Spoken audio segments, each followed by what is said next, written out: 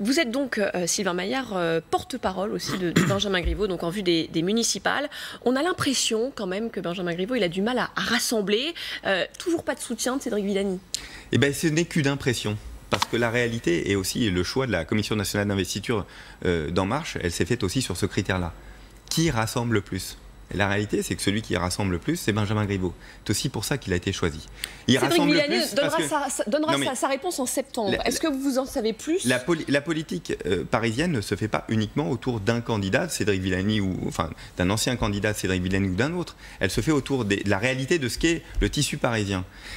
Regardez le nombre d'élus, de cadres parisiens qui ont décidé de rejoindre, même avant la Commission nationale d'investiture, Benjamin Griveaux. De l'UDI, des radicaux, des anciens LR. Si Cédric Villani se lançait seul, sans l'appui de La République En Marche, ça vous mettrait dans l'embarras. Je n'y crois pas.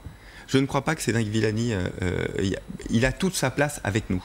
Toute sa place. D'abord, c'est un marcheur comme nous. Il fait partie de notre famille. Il est élu député d'En Marche. Je comprends, et je l'ai déjà dit, je comprends aussi la déception qui est la sienne, parce qu'il s'est pleinement investi et que c'est quelqu'un de qualité, qui a beaucoup de talent, et que c'est difficile aussi, quand on s'est pleinement investi, de perdre.